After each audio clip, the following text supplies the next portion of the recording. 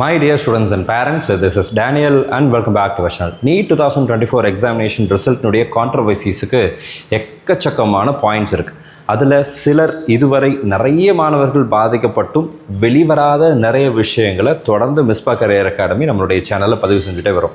அதில் சில முக்கியமான விஷயங்கள் என்னென்னு சொல்லி கேட்டிங்கன்னா, தூத்துக்குடியில் ஒரு சென்டரில், தமிழ்நாட்டில் தூத்துக்குடியில் சில சென்டர்ஸில் வேறு செட் ஆஃப் கொஷின் பேப்பர்ஸ் அப்படிங்கிறது கொடுக்கப்பட்டது. இந்த மாதிரியான நடைமுறை இன்ஃபர்மேஷன் புல்லட்டினில் கொடுக்கப்படவில்லை. இன்ஃபர்மேஷன் புல்லட்டினில் நீங்கள் different type of question paper கொடுப்பேன்னு ஃபஸ்ட்டே சொல்லியிருந்தால் அதற்கு தகுந்த மாதிரியான மனநிலை அப்படிங்கிறது எங்கள் மாணவர்களுக்கு இருந்திருக்கும். இதில் ரியாலிட்டி என்னென்னா, நீங்கள் கொடுத்த வேறு கொஷின் பேப்பரும் அதே சிலபஸ்லேருந்து தான் எடுத்துருக்குறீங்க. அதுக்காக தான் இவங்க படிச்சிருக்கிறாங்க. எக்ஸாம் முடிச்சுட்டு வெளியே வர வரைக்கும் இது டிஃப்ரெண்ட் கொஷின் பேப்பர்னு எங்கள் மாணவர்களுக்கு தெரியாது தான்.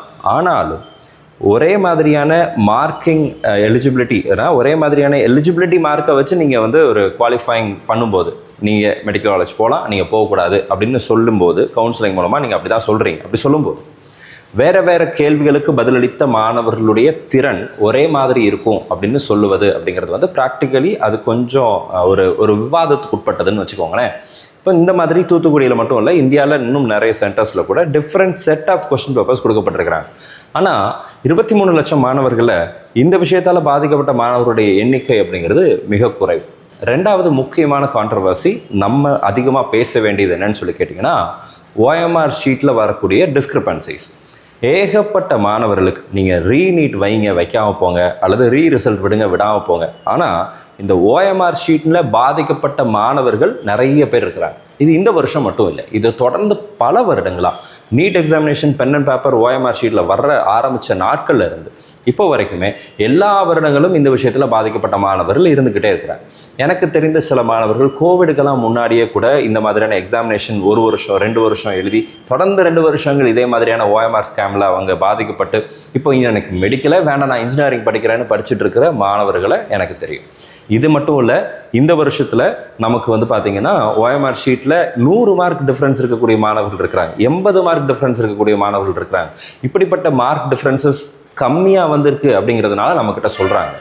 அப்போது ஒரு மாணவருக்கு மார்க் கம்மியாக வந்திருக்குன்னா இன்னொரு மாணவருக்கு ஏதோ ஒரு இடத்துல மார்க் அதிகமாக கூட வந்திருக்கலாம். 100 மார்க் கம்மியாக வந்த மாணவருக்கு 100 மார்க் அதிகமாகவும் வந்திருக்கிறதுக்கு வாய்ப்புகள் அப்படிங்கிறது இருக்குது.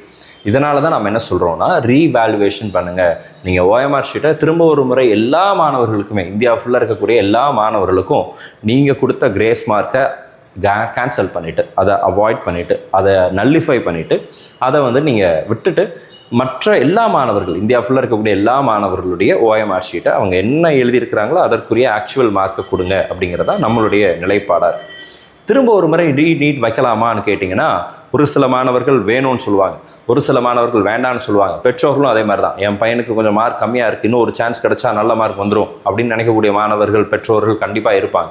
நான் ஆல்ரெடி நல்ல மார்க் வாங்கிட்டேனே, இப்போ திரும்ப எக்ஸாம் வச்சா எனக்கு மார்க் கம்மியாயிருமோ அப்படின்னு நினைக்கக்கூடிய மாணவர்கள் பெற்றோர்கள் இருப்பாங்க. இப்போது இந்த 2 தரப்பையும் பேலன்ஸ் பண்ணி கொண்டு போகிறது, இல்லை 2 பேரையும் சாட்டிஸ்ஃபை பண்ணுறது அப்படிங்கிறது it is not possible. So 2 பேருக்கு தகுந்த மாதிரி பேசுவது என்னுடைய நிலைப்பாடு கிடையாது. நம்மளுடைய இது என்னென்னா, பாதிக்கப்பட்ட மாணவர்கள் எல்லாரும் தான். நீங்கள் நல்ல மார்க் எடுத்தாலும் நீங்களும் பாதிக்கப்பட்டிருக்கிறீங்க, நீங்கள் கம்மியான மார்க் வச்சுருந்தாலும் நீங்களும் பாதிக்கப்பட்டிருக்கிறீங்க. எல்லாரும் பாதிக்கப்பட்டிருக்கீங்கிற ரியாலிட்டியை புரிஞ்சுக்கோங்க. நீங்கள் 700 மார்க் எடுத்திருந்தாலும் உங்களுக்கு மேலே 20 மார்க் இருக்குல்ல, அந்த 20 மார்க்கில் எத்தனை பேர் இருக்கிறாங்க, அந்த 20 மார்க் எத்தனை பேருக்கு தகுதியான மாணவர்கள் அப்படிங்கிறத நீங்கள் கண்டிப்பாக அனலைஸ் பண்ணி ஆகும். ஓஎம்ஆர் ஷீட்டில் மார்க் கம்மியாக வந்த மாணவர்கள் உங்களுக்கு கண்டிப்பாக தெரிஞ்சிருப்பாங்க. உங்கள் ஃப்ரெண்ட்ஸ் சர்க்கிளில் நீங்கள் படித்த இன்ஸ்டியூஷன்ஸில், இப்போ என்னோடய இன்ஸ்டியூஷன்ஸில் நிறைய பேர் பாதிக்கப்பட்டிருக்கிறாங்க. அதனால தான் நான் சொல்கிறேன். அதே மாதிரி நம்ம சேனலில் பார்க்கக்கூடிய மாணவர்கள் நிறைய பேர் பாதிக்கப்பட்டிருக்கிறாங்க. அதனால தான் நம்ம இதை பற்றி தொடர்ந்து பேசிகிட்டே இருக்கிறோம். எனக்கு தெரிந்து நிறைய மாணவர்கள் பாதிக்கப்பட்டிருக்கிறாங்க, உங்களுக்கு தெரிந்தும் நிறைய மாணவர்கள் பாதிக்கப்பட்டிருக்காங்க. ஒருவேளை நீங்களே கூட பாதிக்கப்பட்டிருக்கலாம். அப்படி மார்க் கம்மியான மாணவர்கள் மட்டும்தானே வெளியே இந்த விஷயத்தை தைரியமாக சொல்கிறீங்க. மார்க் அதிகமாக வந்த மாணவர்கள் கூட ஒருவேளை இந்த வீடியோவை பார்த்துட்டு இருக்கலாம். உங்களுக்கு இது கொஞ்சம் பதப்பதப்பாக தான் இருக்கும். ஆனால் ரியாலிட்டி அப்படிங்கிறது உங்களுக்கு வந்திருக்கிற மார்க் உங்களுடைய இது கிடையாது, அது அதிகமாக வந்திருக்கிற மார்க். நீங்கள் ஒரு வேளை நீங்கள் 520 மார்க்குக்கு நீங்கள் ஓஎம்ஆர் ஷீட்டில் ஷேட் பண்ணி வச்சுருக்கீங்க. 520 மார்க் ஆக்சுவலாக ஓஎம்ஆர் ஷீட்டை வேல்யூ பண்ணால் வருது அப்படின்னா, ஒரு வேளை 521 அப்படின்னு சொல்லி வந்திருந்தால் கூட ஒரு மார்க்கோ 2 மார்க்கோ 10 மார்க்கோ எத்தனை மார்க் அதிகமாக வந்திருந்தாலும் அது உங்களுடைய மார்க் கிடையாது அப்படிங்கிறது தான் உண்மை. அந்த மார்க்குக்கு தகுதியானவங்களா நம்ம அப்படிங்கிறத நம்மளை நாமளே கேள்வி கேட்டுக்கொள்ள வேண்டிய சூழ்நிலையில் நம்ம இருக்கிறோம். ஏன்னா நமக்கு வரக்கூடிய ஒவ்வொரு போனஸ் மார்க்கும் நமக்கு பின்னாடி இருக்கிற இன்னொரு மாணவருடைய உரிமையை தட்டி பறிப்பதற்கு சமம் அப்படிங்கிறதா நான் சொல்கிறேன். இன்றைக்கி சூழ்நிலையில் 600 மார்க்குக்கு மேலே எடுத்த மாணவர்கள் கவர்மெண்ட் மெடிக்கல் காலேஜில் சீட்டு கிடைக்குமா கிடைக்காதாங்கிற பதட்டத்தில் தான் இருக்கிறாங்க. 700 மார்க்குக்கு மேலே எடுத்தவங்க எனக்கு விரும்பின கல்லூரியில் கிடச்சிரும்னு நான் நினச்சிட்டு இருந்தேன், ஆனால் இப்போ கிடைக்குமா கிடைக்காதான்னு எனக்கு தெரியல அப்படிங்கிற மைண்ட் செட்டில் இருக்கிறாங்க. 720க்கு 720 எடுத்தவங்க கூட எய்ம்ஸ் நியூ டெல்லியில் எல்லா மாணவர்களாலையும் சேர முடியுமா அப்படிங்கிற ஒரு கேள்வியோடு தான் இருக்கிறாங்க. அது அவங்களுடைய கம்யூனிட்டி ரிசர்வேஷனை பொறுத்து, அவங்களுடைய ஓப்பன் கேட்டகரி சீட்ஸை பொறுத்து, டோட்டல் நம்பர் ஆஃப் சீட்ஸை பொறுத்து வேறுபடும். ஸோ இந்த மாதிரி எல்லாருமே பாதிக்கப்பட்டிருக்கிறாங்க அப்படிங்கிறது தான் நம்மளுடைய இது. இந்த 2 விஷயங்கள் மிக முக்கியமான கான்ட்ரவர்சிஸாக இருந்துக்கிட்டே இருக்கு.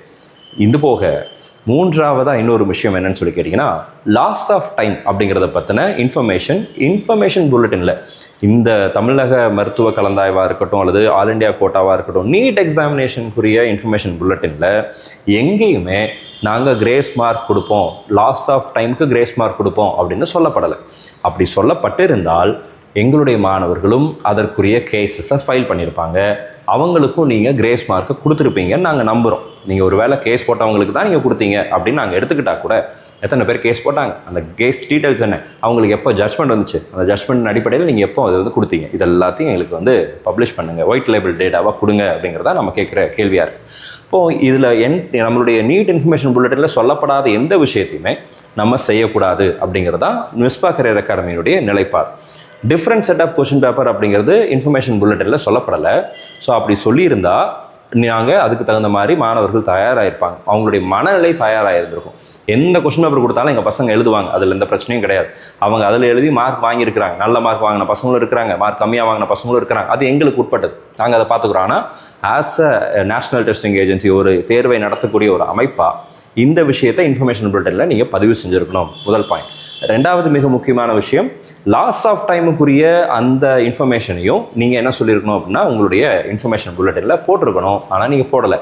மோரோவர் இன்றைக்கி காலையில் நம்ம போட்ட வீடியோலேயே இந்த national testing agency loss of டைமுக்கு கிரேஸ் மார்க் கொடுத்தது கிளாட் எக்ஸாமினேஷனுக்கு வந்த ரிசல்ட்டை பேஸ் பண்ணி. CLAT examination is a computer based test. இதை நம்ம கடைசியில் கடந்த சில வீடியோலேயே நம்ம இதை பற்றி தொடர்ந்து பேசிகிட்டே வரோம், ரொம்ப டீட்டெயிலாக போக விரும்பல. அண்ட் அதுலேயே கேட்டகரியில் not related to medical, other than medical and engineering அப்படின்னு சொல்லி தான் அதில் போட்டிருக்கு. கிளாட்டு அந்த மாதிரியான மற்ற எக்ஸாம்ஸ்க்கு மேபி அதை பொருந்தலாம், நீங்கள் வந்து அதை வந்து அப்ளை பண்ணலாம், யூஸ் பண்ணலாம் அப்படிங்கிறது தான் அதனுடைய கேட்டகரியினுடைய மீனிங்காக வருது. இன்ஜினியரிங்க்கும் நீட்டுக்கும் அப்ளிகபிள் இல்லை அப்படின்னு சொல்லக்கூடிய கேட்டகரியில் வரக்கூடிய ஒரு ஜட்மெண்ட்டை இந்த இடத்துல யூஸ் பண்ண போகிறீங்க அப்படின்னா அதை இன்ஃபர்மேஷன் புல்லட்டினில் நீங்கள் ஃபஸ்ட்டே போட்டிருந்தீங்கன்னா நாங்களும் அதுக்கு தகுந்த மாதிரி தயாராகி நாங்கள் எல்லா இடத்துலையும் கேஸ் போட்டிருப்போம். நிறைய மாணவர்கள் பாதிக்கப்பட்டு, நேற்றுக்கு போட்ட வீடியோவில் பாருங்கள், ஏகப்பட்ட மாணவர்கள் பாதிக்கப்பட்டிருக்கிறாங்க. அவங்கெல்லாம் கமெண்ட் செக்ஷனில் போட்டிருக்காங்க. இந்த வீடியோலும் கீழே பாருங்கள், எக்கச்சக்கமான மாணவர்கள், பாதிக்கப்பட்ட மாணவர்கள்லாம் கீழே கமெண்ட் செக்ஷனில் போட்டுகிட்டே தான் வராங்க. அவங்க கமெண்ட்ஸுக்கு நான் என்ன ரிப்ளை கொடுக்குறதுன்னு கூட எனக்கு தெரியல. ஏன்னா எல்லாருமே பாதிக்கப்பட்ட மாணவர்களாக இருக்கிறாங்க. அவங்களை என்ன சொல்லி அவங்கள ஆறுதல் படுத்துறது அப்படிங்கிறது தெரியாத சூழ்நிலையில் தான் நம்ம இருந்துகிட்டு இருக்கோம். இதனால் மிஸ்பா கரியர் அகாடமியினுடைய டிமாண்ட் அப்படிங்கிறது என்ன அப்படின்னா, நம்ம எதை குறித்து இல்லை எதை நோக்கி நம்ம போயிட்டுருக்கோம் அப்படின்னா, எதை எதிர்பார்க்குறோம்னு சொல்லி கேட்டிங்கன்னா, இந்த எக்ஸாமினேஷனுக்குரிய ரீஎவாலுவேஷன் அப்படிங்கிறது தான் இன்னும் கொஞ்சம் கரெக்டாக இருக்கும். ரீநீட் வைக்கிறதும் வைக்காததும் அவங்க வைக்கக்கூடிய 4 பேனல் கமிட்டி சொல்லக்கூடிய இதுக்கு முடிவுக்கு உட்பட்டது. ஆனால் அவங்க சொல்கிறது வந்து பார்த்தீங்க அப்படின்னா ரீநீட் வைக்க மாட்டோம் அப்படின்னு சொல்கிற மாதிரி தான் அவங்க வந்து சொல்லியிருக்கிறாங்க. பிகாஸ் அவங்க சொன்ன விஷயங்கள் எல்லாமே ஓவராலாக 23 லட்சம் மாணவர்கள் எழுதியிருக்கிறாங்க. அதில் 1563 மாணவர்கள் மட்டும்தான் பாதிக்கப்பட்டிருக்கிறாங்க அப்படிங்கிறது தான் அவங்களுடைய நிலைப்பாடாக இருக்குது. அப்போது ஒன்லி 1563 ஸ்டூடெண்ட்ஸ் தான் பாதிக்கப்பட்டிருக்கிறாங்க அப்படின்னு சொல்லும்போது இந்த பர்சன்டேஜ் வைஸ் இந்த பாதிக்கப்பட்ட பெனிஃபிட்டான மாணவர்களுடைய எண்ணிக்கை ரொம்ப குறைவு தானே, அதனால் கட் ஆஃப் மார்க்கில் பெரிய வேரியேஷன் வராது அப்படிங்கிறது நேஷனல் டெஸ்டிங் ஏஜென்சியினுடைய ஒரு ரிப்போர்ட்டாக இருக்குது, அவங்க சொல்கிற பதிலாக இருக்குது. ஆனால் என்னுடைய கேள்வி என்னென்னா, இந்த கிரேஸ் மார்க்கில் மேபி நீங்கள் கொடுத்தது 1563 பேருக்காகவே இருக்கட்டும், அதை விட அதிகமாக தான் கொடுத்துருப்பீங்க. பட் நீங்கள் சொல்கிற கவுண்ட் தான் அப்படின்னு வச்சுக்கிட்டா கூட ஓஎம்ஆர் ஷீட்டில் பாதிக்கப்பட்ட மாணவர்கள் எத்தனை பேர் அப்படிங்கிறது நமக்கு தெரியாது. இதுவரை அதற்குரிய எக்ஸாக்ட் கவுண்ட் அப்படிங்கிறது தெரியலை. ஓஎம்ஆர் ஷீட்டில் மார்க் கம்மியான மாணவர்களே இத்தனை ஆயிரக்கணக்கில் மாணவர்கள் இருக்கும்போது அதனால் பயனடைந்த மாணவர்களும் ஆயிரக்கணக்கில் இருப்பாங்க அப்படிங்கிறது தான் நம்மளுடைய நிலைப்பாடு. இதை பற்றி நிறைய விஷயங்கள், நிறைய மாணவர்களும் பெற்றோர்களும் இதை பற்றி சிந்திக்கிறதே இல்லை. இதனால் கூட கட் ஆஃப் மார்க் அப்படிங்கிறது ஏறி இருக்கலாம். ஸோ கட்டாயமாக இது ஒரு மேஜர் ரீசன். ஸோ அதனால தான் நம்ம என்ன டிமாண்ட் பண்ணுறோம் அப்படின்னா, ரீநீட் வைக்கிறது வந்து it is subject to the mentality of national testing agency. NTA தன்னுடைய தவறை ஏற்றுக்கொள்கிற பட்சத்தில் தான் நீட் எக்ஸாமினேஷன் திரும்ப ஒரு முறை நடத்துவாங்க. அதற்குரிய வாய்ப்புகள் இருக்கா இல்லையா அப்படிங்கிறத நீங்களே யோசிச்சு பாருங்க. இந்திய அளவில் பல்வேறு தேர்வுகளை நடத்திட்டு வரக்கூடிய ஒரு அமைப்பு, அந்த அமைப்பு வந்து நாங்கள் தப்பு பண்ணிட்டோம் அப்படிங்கிறத பப்ளிக்காக ஒத்துக்கிட்டாங்கன்னா தான் இந்த மாதிரி திரும்ப நீட் எக்ஸாமினேஷன் வைப்பதற்கான வாய்ப்புகள் அப்படிங்கிறது உருவாகும். ஒருவேளை அவங்க வந்து எக்ஸாம் திரும்ப வச்சிடலாம் அப்படின்னு சொல்லி டிசிஷன் எடுத்தாங்க அப்படின்னா இன்டைரக்டாக என்டிஏ கிட்ட தவறு இருந்ததை ஒத்துக்கொள்கிறாங்க அப்படின்னு சொல்லி தான் வெளியே நியூஸஸ் அப்படிங்கிறது வரும். ஸோ அதனால் அவங்க அதை ஏற்றுக்குவாங்களா இல்லையா அப்படிங்கிறது வந்து அவங்க சொல்கிறது என்னென்னா, நாங்கள் பேனலை ஃபார்ம் பண்ணுறோம், கமிட்டி ஃபார்ம் பண்ணுறோம், அந்த கமிட்டி சொல்கிற டிசிஷனுக்கு நாங்கள் உட்பட்டு நடக்கிறோம் அப்படின்னு சொல்லியிருக்கிறாங்க. ஆனால் அந்த கமிட்டியுமே வந்து பாதிக்கப்பட்ட மாணவர்கள் 6 சென்டரில் தான் இருந்தாங்க. அந்த சென்டரில் என்ன நடந்துச்சுங்கிறது சிசிடிவி ஃபுட்டேஜ் ப்ளஸ் அங்கே இருக்கக்கூடிய மாணவர்களை என்கொயரி பண்ணி நாங்கள் ஒரு அவங்க ரிப்போர்ட்டை கொடுப்பாங்க அப்படிங்கிறதா அவங்களுடைய ஸ்டேட்மெண்ட்டாக இருக்குது. ஸோ இது எல்லாம் இட் வில் டேக்ஸ் டைம். சரிங்களா, ஒரு வாரத்துக்குள்ளே கொடுக்கணும்னு சொல்லியிருக்கிறாங்க.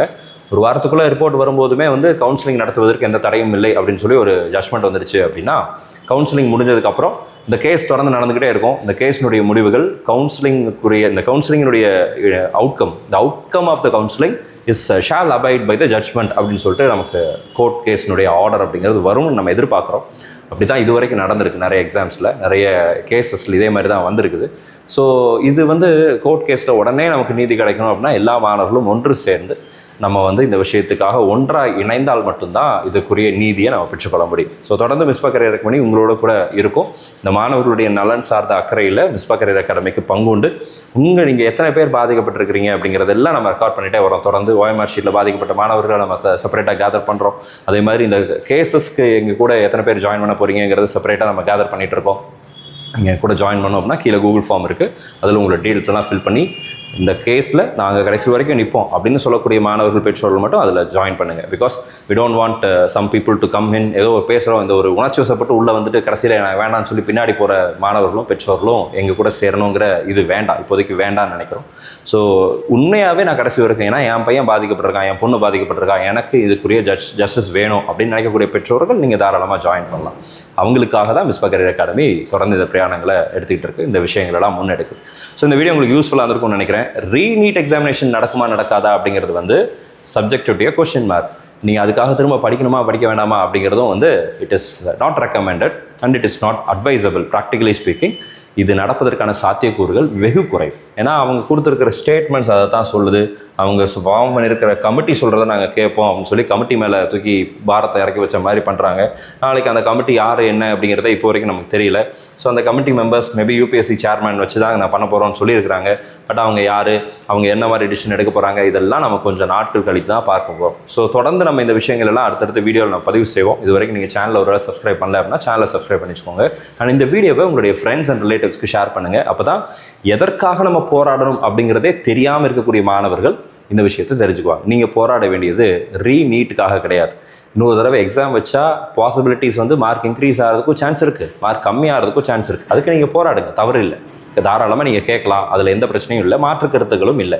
நான் நினைக்கிற மாதிரி நீங்கள் நினைக்கணுங்கிறதோ இல்லை நீங்கள் நினைக்கிற மாதிரி நான் நினைக்கணும் அப்படிங்கிறதும் கிடையாது தான். அதில் மாற்று கருத்துக்கள் கண்டிப்பாக இருக்கும், நான் ஏற்றுக்கொள்கிறேன். ஆனால் பாதிப்பு என்ன, எதனால் அந்த கட் ஆஃப் இன்க்ரீஸ் ஆகிருக்கு அப்படிங்கிறத கூட நம்ம பார்க்குறோம். ஓஎம்ஆர் ஷீட்டில் ஆயிரக்கணக்கான மாணவர்களுக்கு மார்க் டிஃப்ரென்சஸ் அப்படிங்கிறது இருக்குது. மார்க் கம்மியான மாணவர்கள் மட்டும்தான் வெளியே வந்து எனக்கு மார்க் குறைஞ்சிருச்சுன்னு சொல்கிறாங்களே தவிர எனக்கு மார்க் இன்க்ரீஸ் ஆகிருக்குன்னு ஒரு மாணவர் கூட இது வரைக்கும் சொன்னதே இல்லை. என்கிட்ட பர்சனலாக இது வரைக்கும் ஒரு மாணவர் கூட எனக்கு மார்க் இன்க்ரீஸ் ஆகிடுச்சுன்னு சொன்னதே இல்லை. அப்போது எனக்கு என்ன சந்தேகம்னா, ஓஎம்ஆர் ஷீட்டில் மிஸ்டேக் வந்தது அப்படின்னா 2 பரவும் வர்றதுக்கு சான்சஸ் இருக்குது தானே. மார்க் கம்மியாகவும் சான்ஸ் இருக்குது, இன்க்ரீஸ் ஆகிறதுக்கும் சான்ஸ் இருக்குது. ஏன் மார்க் இன்க்ரீஸ் ஆனதுனால எத்தனை மாணவர்களுக்கு இந்த மாதிரி தவறான எவாலுவேஷன் சிஸ்டம்னால எத்தனை மாணவர்கள் இதில் பாதிக்கப்பட்டிருக்கலாம், அதனால் கூட நம்மளுடைய ரேங்க் அப்படிங்கிறது மேலே வந்திருக்கலாம் அப்படிங்கிறது தான் என்னுடைய ஒரு பெரிய சந்தேகத்துக்குரிய கேள்வியாக இருக்குது. ஸோ இந்த வீடியோவை எல்லாத்துக்கும் ஷேர் பண்ணுங்கள். இதை பற்றி நீங்கள் என்ன நினைக்கிறீங்க அப்படிங்கிறத கீழே கமெண்ட் செக்ஷனில் டைப் பண்ணுங்கள். உங்களுடைய கருத்துக்களையும் படிப்பதற்கு நமக்கு அது யூஸ்ஃபுல்லாக இருக்கும். All the very best and thank you so much.